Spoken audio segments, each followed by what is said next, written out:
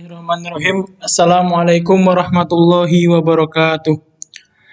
Pada kesempatan kali ini, saya Agma Arjuna Rizky Pratama, mahasiswa Hukum Ekonomi Syariah semester 4, akan menjelaskan mengenai tentang pegadaian syariah. Langsung saja, dalam perumusan masalah, yang pertama yang harus diketahui adalah definisi dari pegadaian syariah itu sendiri. Lalu bagaimana dasar hukumnya? Lalu bagaimana rukun dan syarat pegadaian syariah itu sendiri? Lalu apa tujuan, manfaat, dan risiko pegadaian? Lalu apa saja jasa yang termasuk dalam produk pegadaian ini? Lalu bagaimana operasional dalam pegadaian syariah? Dan apa perbedaan dan juga persamaan pegadaian syariah dan pegadaian konvensional? Yang pertama, langsung saja pegadaian syariah. Dalam istilah bahasa Arab, berarti al-hasbu atau disebut juga arahan, yang berarti al-hasbu yang tetap dan lama. Sedangkan al-hasbu berarti penahanan terhadap suatu barang dengan hak sehingga dapat dijadikan sebagai pembayaran dari barang tersebut. Sedangkan menurut Sabik, rahan menjadikan barang yang mempunyai nilai atau harta yang menurut pandangan syari sebagai apa? Sebagai jaminan untuk hutang. Sehingga orang yang bersangkutan boleh mengambil hutang atau ia mengambil sebagian manfaat dari barangnya itu. Lalu beberapa arti dari mazhab Hanafi menjadikan suatu tertahan karena ada kewajiban yang harus dipenuhi seperti utang. Maliki, sesuatu yang dikuasai sebagai kepercayaan karena adanya hutang. Lalu Syafi'i dan Hambali menjadikan barang sebagai jaminan kepercayaan atas utang yang dapat dijadikan pembayar. Utang apabila orang berutang pada waktunya tidak bisa membayar utangnya. Jadi ketika dia tidak bisa membayar utangnya, barang tersebutlah yang jadi jaminan diambil oleh pihak pegadaian. Seperti itu. Dapat disimpulkan juga berarti gadai adalah akad sebuah kepercayaan dengan cara menjadikan sesuatu sebagai barang jaminan atas utang yang harus dibayarnya. Dan apabila pada waktunya utang tersebut tidak dibayar, maka barang yang dijadikan jaminan tersebut dapat dijual untuk membayar utangnya. Ini adalah gadai. Nah, jadi kalau pegadaian syariah, karena ada syariahnya di sini berarti cara pegadaian atau ar-rahan ini sudah sesuai dengan prinsip syariah atau adanya mengacu kepada Al-Quran dan juga hadis. Nah, lalu kita langsung saja ke dasar hukum pegadaian syariah. Untuk dasar hukumnya, dalam Al-Quran, tertulis di Al-Baqarah ayat 283, yang artinya jika kamu dalam perjalanan dan bermualah tidak secara tunai, sedang kamu tidak memperoleh seorang penulis atau saksi, maka hendaklah ada barang tanggungan yang dipegang oleh orang yang berpiutang. Akan tetapi, jika sebagian kamu mempercayai sebagian yang lain, maka hendaklah yang dipercaya itu menunaikan amanat hutangnya. Dan hendaknya ia bertakwa kepada Allah dan Tuhannya. Allah Tuhannya. Dan janganlah kamu para saksi menyembunyikan kesaksian itu. Dan barang siapa yang menyembunyikannya, maka sesungguhnya ia adalah orang yang berdosa hatinya. Dan Allah Maha mengetahui lagi apa yang kamu kerjakan. Jadi sudah saksi agar menjadi bukti. Dan juga ada jaminan dari hutang tersebut barangnya. Lalu di hadis dari Abu Hurairah berkata, telah bersabda Rasulullah SAW, tunggungan yang digadaikan boleh dinaiki dan menanggung biayanya, dan binatang terakhir digadaikan dapat diperah susunya dengan menanggung biayanya. Bagi yang menggunakan kendaraan dan memerah susu wajib menyediakan biaya perawatan dan pemeliharaan. Nah ini yang diberikan ke bawah jaminan hutang juga bisa dipakai, bisa dimanfaatkan. Kalau itu akadnya di awal.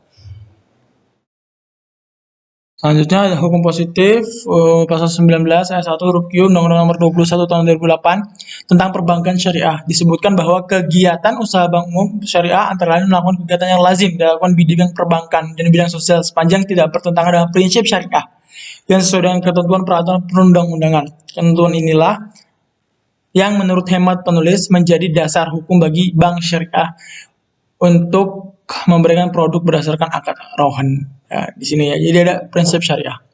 Lalu rukun dan syarat pegadaian syariah.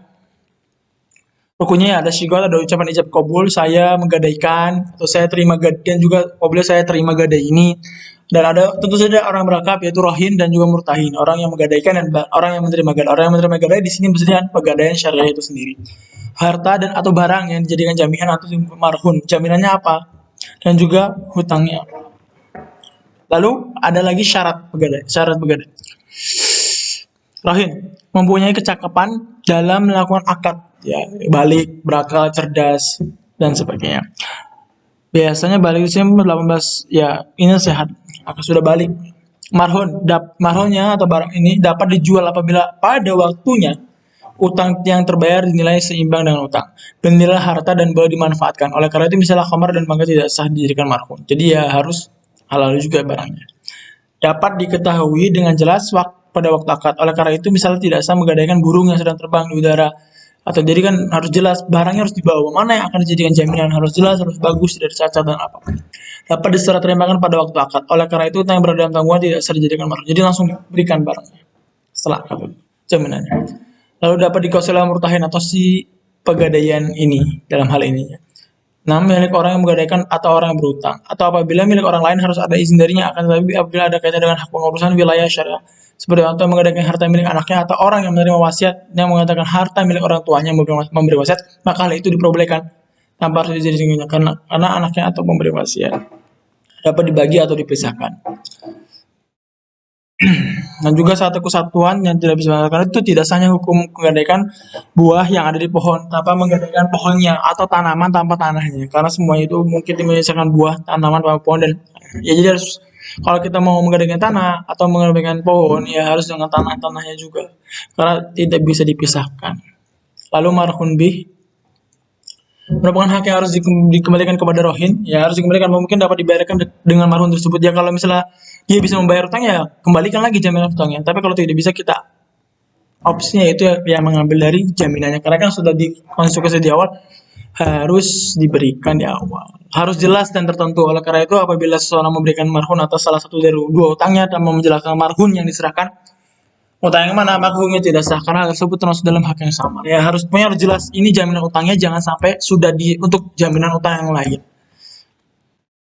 Lalu ya si godnya ya itu jaminan kabul harus jelas akadnya mau bagaimana apakah dia bisa dimanfaatkan harus dijelaskan di awal kalau misalnya ini bisa dimanfaatkan dan bagaimana bagi hasilnya dari pemanfaatan itu apakah itu nanti termasuk biaya pemeliharaan itu kan tadi sudah disebutkan ada hadisnya ya jadi harus sesuai di ungkapan dan kata-kata yang menunjukkan akad gadai ya saya menggadaikan ini dan oke saya terima pegadai ini dan bla bla bla yang penting harus jelas apakah bisa dimanfaatkan atau bagaimana ke depannya ya harus jelas di awal akadnya. Lalu ya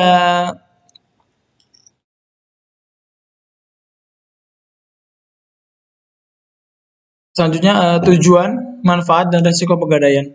Ya.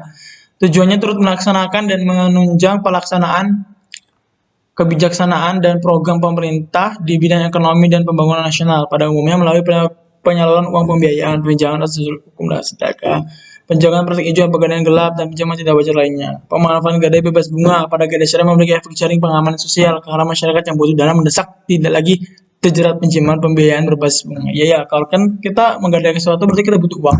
Kalau misalnya ada bunganya ya bertambah terus utangnya dan tidak akan selesai. Oleh karena itu ya ada pegadaian syariah ini.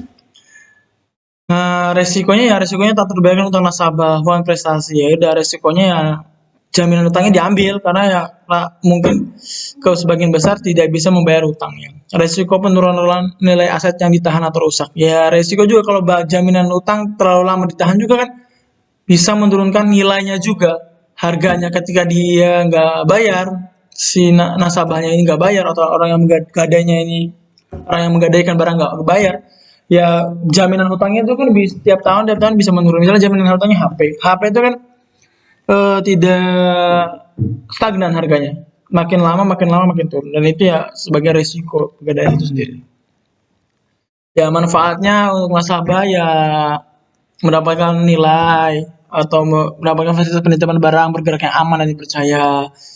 Jika rohan itu dapat aplikasi pegadaian maka akan membantu saudara kita kesulitan dana. Bank memberikan kemungkinan nasabah lalai atau bermain dengan fasilitas pembiayaan yang diberikan bank. Bank memberikan keamanan bagi semua penabung dan pembangun deposito bahwa dana tidak akan hilang begitu saja jika nasabah meminjam ingkar janji. Ya, lalu kalau perusahaan pegadaiannya itu ya penghasilan mereka termasuk dari sewa modal yang dibayarkan oleh peminjam dana. Nah, yaitu berdasarkan peraturan pemerintah nomor 10 tahun 2009 laba yang diperoleh untuk satu dana pembangunan semesta, cadangan umum, cadangan tujuan dan dana sosial. Nah, juga memberi bantuan kan kepada masyarakat yang memerlukan dana dengan prosedur yang relatif sederhana. Lanjutkan jasa dan produk pegadaian syariah. Yang pertama, pemberian pinjaman atau pembiayaan atas dasar hukum gadai. Ya, jaminannya harus terdapat jaminan berupa barang bergerak seperti emas, elektronik lainnya. Besarnya pemberian pinjaman ditentukan oleh pegadaian bergantung pada nilai dan jumlah barang yang digadaikan. Ini yang bergerak hanya di konvensional. Kalau yang syariah bisa benda bergerak atau benda tidak bergerak. Nanti kita jelaskan di akhir setelah ini. Lalu ada penaksiran nilai barang. Jasa ini diberikan kepada bagi mereka yang menginginkan informasi tentang taksiran barang yang mereka gadaikan berapa. Kan kita taksir terlebih dahulu, oleh pegadaian menaksir terlebih dahulu. Nah, ini ada jasanya, ada biayanya, ongkos penaksirannya. Lalu yang ketiga adalah penitipan barang atau ijaroh.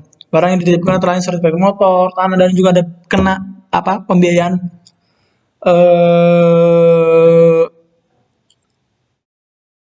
pemeliharaannya selama barang tersebut ditahan, sebagai jaminan ada pemeliharaan. Juga good counter merupakan fasilitas penjualan emas yang memiliki sertifikat jaminan bukti kualitas atas untuk bukti kualitas keasliannya. Lalu operasional pegadaian syariah yang pertama ya, nasabah menjaminkan barang kepada pegadaian syariah untuk mendapatkan pembiayaan. Kemudian pegadaian menaksir barang jaminannya untuk dijadikan dasar dalam pemberian besaran pembiayaan yang dapat diberikan oleh pegadaian syariah kepada nasabah. Iya, jadi kita taksir lebih dahulu pegadaian tersebut. Kira-kira kalau barangnya yang dijaminkan sertifikat motor, nasabah bisa mendapat berapa? Ketika jaminannya laptop, nasabah bisa mendapat berapa? Beda lagi ketika kita menjaminkan tanah atau menjaminkan HP, berapa yang bisa didapatkan. Itu kan berbeda, taksirannya pasti berbeda. Karena harga barang jaminan itunya yang menentukan. Disitulah gunanya penaksiran itu. Lalu kedua, pegadaian syariah dan nasabah menyetujui akad gadai. Akad ini mengenai berbagai hal, seperti kesepakatannya, biaya administrasi, tarif jasa simpan, pelunasannya, dan sebagainya. Lalu pegadaian syariah menerima biaya administrasi bayar di awal, sedangkan untuk jasa simpannya atau pemeliharannya dilunasi saat utang. Dan nasabah melunasi bayaran digadaikan menurut akad pelunasan penuh, ulang gadai atau angsuran, dan lain sebagainya. Nah, ini perbedaan dan persamaan pegadaian syariah dan konvensional. Nah, kalau spesifikasi konvensional terlebih dahulu ya, satu akad yaitu kredit. Sumber dana dari bank umum dan lembaga keuangan umum tentu saja, karena konvensional atau lembaga keuangan konvensional, gadai di sini berprinsip tolong menolong dan juga menarik keuntungan dengan menarik bunga atau sewa modal. Yang namanya kredit pasti ada bunganya. Semakin lama semakin bertambah dan semakin besar juga yang harus dibayar. Oleh karena itu rata-rata orang tidak bisa membayar ujung-ujungnya. Lalu menggunakan bunga ya, sudah kepada nasabah untuk memperoleh uang pinjam. Ada bunganya. Sebulan berapa, 2 bulan telat berapa, dan sebagainya, bunga ya atau riba. Lalu hanya pada benda-benda yang bergerak, kan? Hanya pada benda yang bergerak. Misalnya benda yang dapat bergerak ini ya berpindah, dapat dimiliki tidak tergantung dalam tanah. Misalnya ya kursi, ya perabotan, ya HP, yang bisa dipindahkan, yang bisa bergerak, saham, itu kan juga bisa saham, itu bisa berpindah. Nah, sedangkan di pegadaian syariah ada dua akad, yaitu akad ijaroh sewa menyewa itu dan juga akad rahan gadainya. Sumber dananya dari bank yang syariah tentu saja, lembaga keuangan juga dari yang syariah, prinsip Quran dan juga hadis. Rahan dalam Islam bersifat sukarela dengan mencari keuntungan yang sewajarnya, untungnya sewajarnya, tidak berlebih-lebihan. Karena itu di awal di akad sudah jelaskan keuntungan kita segini, kita dapat segini. Kalau misalnya pegadaian tidak mendapatkan keuntungan atau biaya pemeliharaan, ya mereka makan apa? Pegadaian itu bisa tumbuh ya dari uang tersebut ya. Dalam rohan tidak ada istilah bunga, tidak ada istilah bunga ya di dalam rohan itu saja. Berlaku pada benda yang bergerak atau tidak bergerak. Nanti kan sudah menjelaskan ya, benda bergerak itu yang bisa bergerak, yang bisa berpindah. Kalau yang bergerak seperti ke tanah, perabotan mesin, mesin pabrik itu bisa diserah. Itu benda yang tidak bergerak. Lalu persamaannya ya hak gadai atas pinjamannya berupa uang.